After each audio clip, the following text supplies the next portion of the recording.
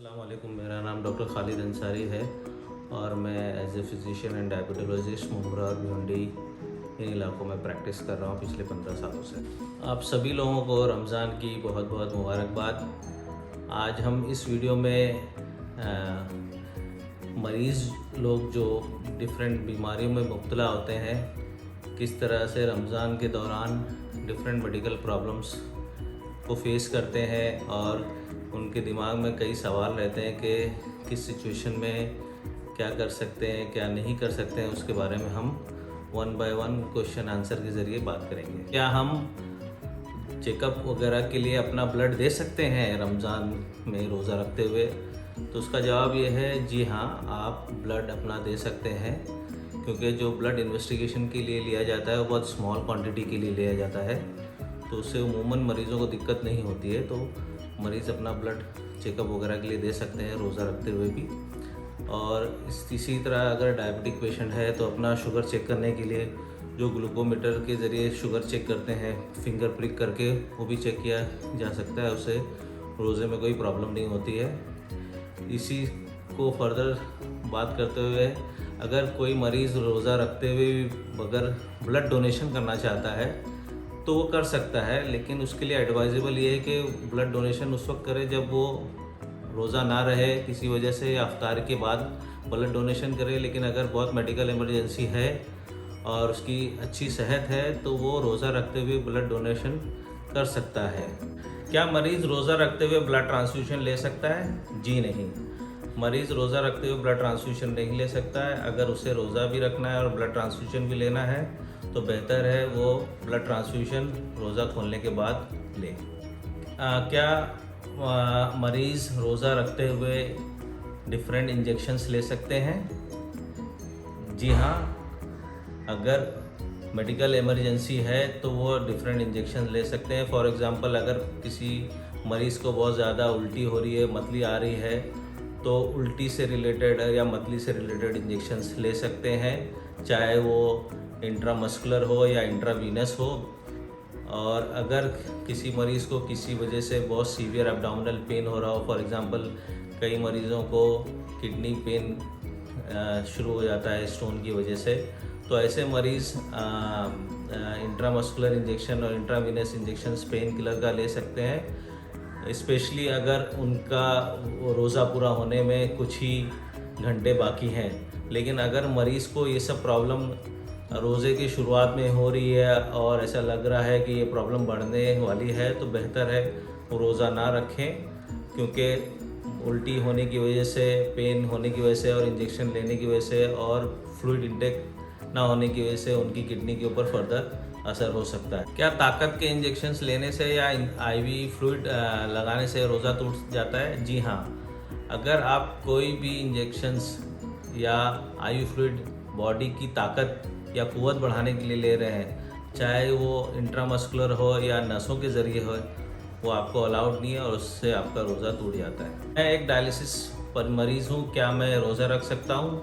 उमूमन dialysis मरीज़ों को रोज़ा रखने की ममानियत है, उन्हें रोज़ा नहीं रखना चाहिए, क्योंकि अक्सर वो और भी डिफरेंट बीमारी में मुब्तला होते हैं, जैसे कि डायबिटीज़, ब्लड प्रेशर और हार्ट प्रॉब्लम, जिसकी वजह से उनकी मेडिसिन एडजस्ट करना और उनका फ्लूइड बैलेंस मेंटेन करना बहुत डिफ़िकल्ट हो जाता है और वो फ्लूइड ओवरलोड में, हाइपरकलीमिया में जाने के रिस्क में रहते हैं। और ऐसे मरीज़ अगर रोज़ा रखते हैं तो उनको डायलिसिस के दौरान ब्लड प्रेशर लो होने का प्रॉब्लम हो सकता है, पैरों में क्रैम्प्स आ सकते हैं। इसलिए उनके लिए एडवाइजेबल है कि वो, अगर मरीज़ डायलिसिस पे है और साथ में डिफरेंट बीमारी में मुब्तला है, तो वो बेहतर है रोज़ा ना रखे।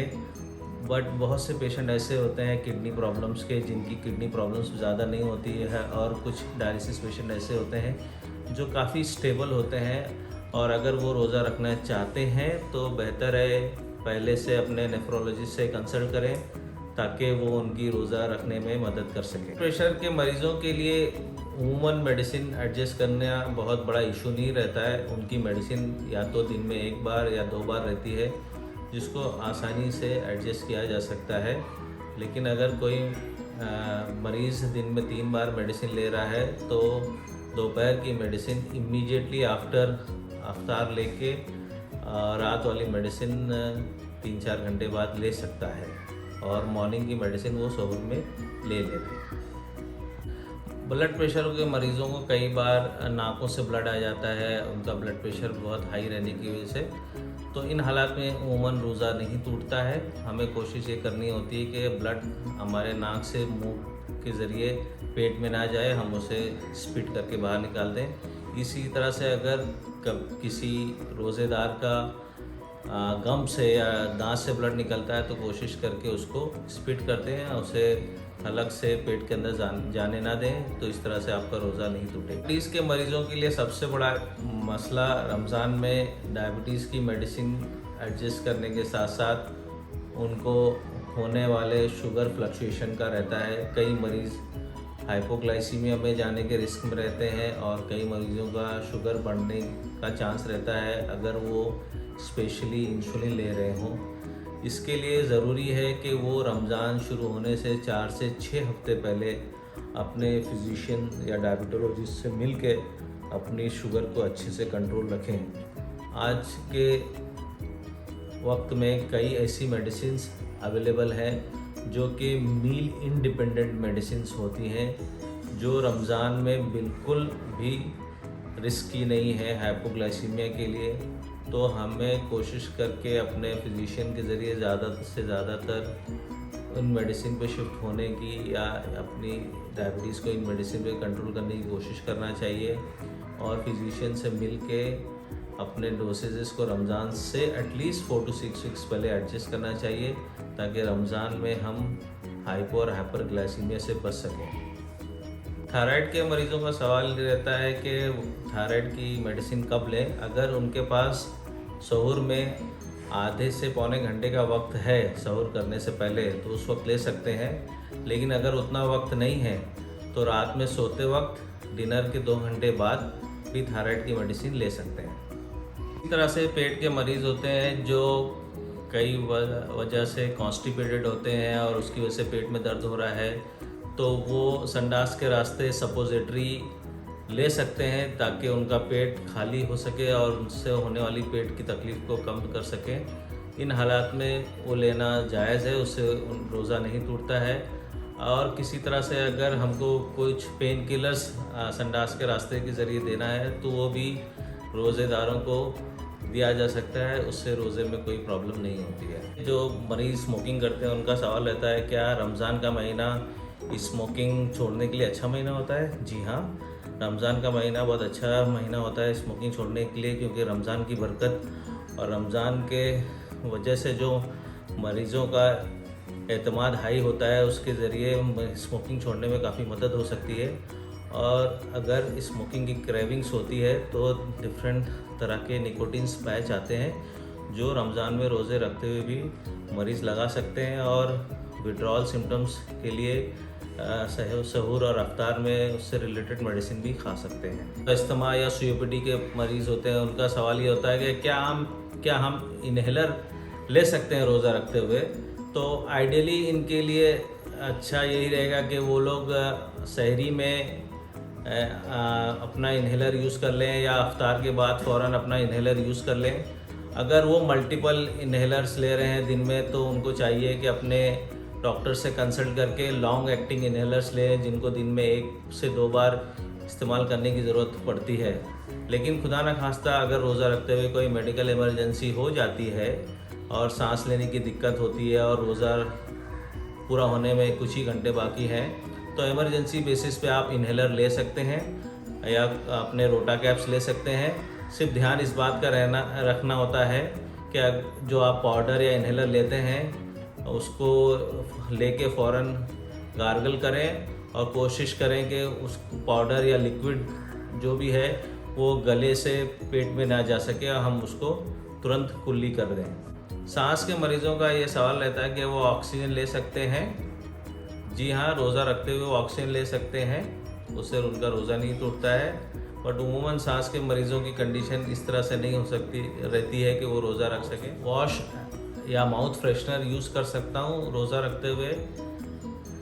माउथ वॉश या माउथ फ्रेशनर रोज़ा रखते हुए अलाउड नहीं है, लेकिन अगर आप किसी महफिल में हैं जहाँ पे बहुत ज़्यादा लोग हैं और आपके मुंह से बदबू आ रही है जिसकी वजह से बाकी लोगों को तकलीफ़ होती है, तो उस सिचुएशन में आप माउथ वॉश या माउथ फ्रेशनर यूज़ कर सकते हैं। हमें बस कोशिश ये करनी है कि लिक्विड जो हम यूज़ कर रहे हैं वो सिर्फ हलक तक रहे, हलक से पेट में ना उतरे।